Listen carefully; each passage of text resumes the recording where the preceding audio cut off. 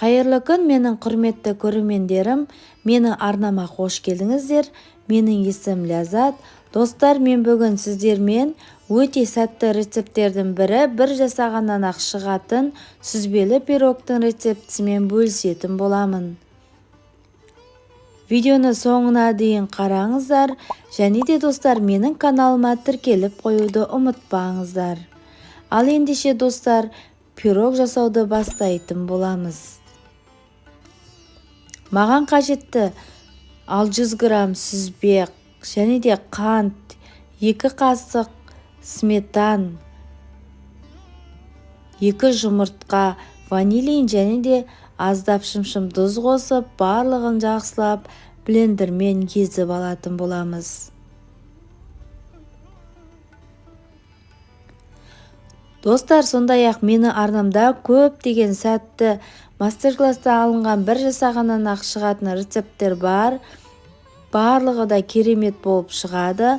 Сондықтан да менің каналыма тіркеліп, лайк басып, пікір жазуды ұмытпаңыздар. Келесі кезекте қамырын елеуін бастаймыз. Бізге қатты болып тұрған сары май және де ұн қажет. Мен дәл осындай кішкентай үккішпен өткізетін боламын. Осы теркі маған өте қатты ұнайды. Үгілмелі қамыр дайындайтын боламыз. Осылайша қолдың көмегімен араластыра отыра үгілмелі қамыр дайындаймыз.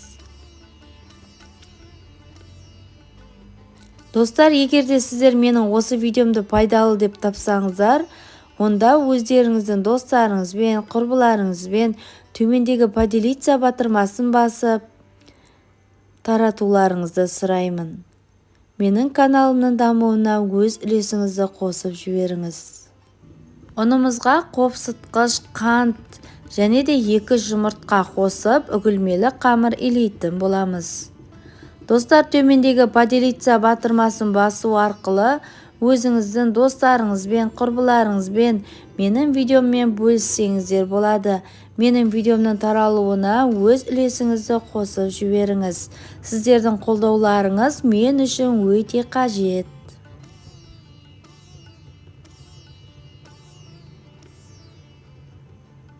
Мінекей біздің қамырымыз дәл осылай үгілмелі болуы қажет.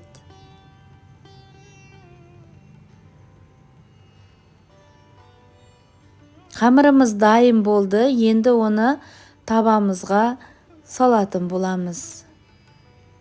Мінекей табамызға пергамент қағазын төсеп алдым. Енді оған қамырымызды төсеп шығамыз. Барлығын осылай біртекті тегіс етіп салып шықтым.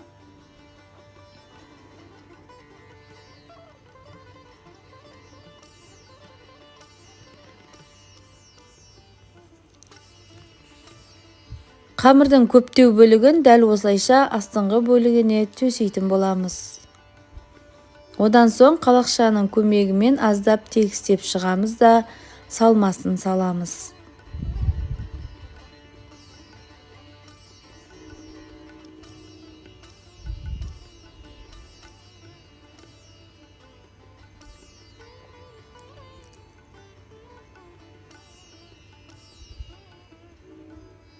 Осылайша салмасын бір текті етіп құйып шығамыз.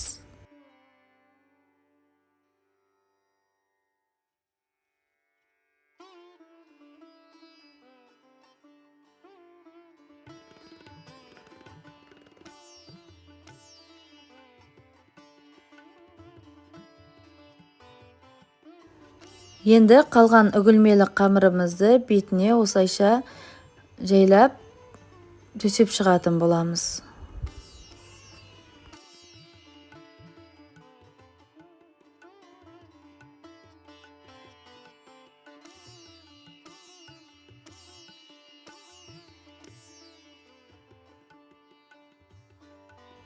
Мінекей пирогымызды дайындап болдық. Келесі кезекте қызып тұрған пеште 50 минуттай пісіріп алатын боламыз. Мінекей достар, біздің пирогымыз пісті. Енді оны суытып, одан соң шайға ұсына берсеңіздер болады. бір жасағаннан ақ шығатын сәтті рецепт. Видеоны қарағандарыңызға көп рахмет. Каналыма тіркеліп алуды ұмытпаңыздар. Мен сіздермен тағы да жақсы рецепттермен бөлісетін боламын. Келесі кездескенше сау болыңыздар.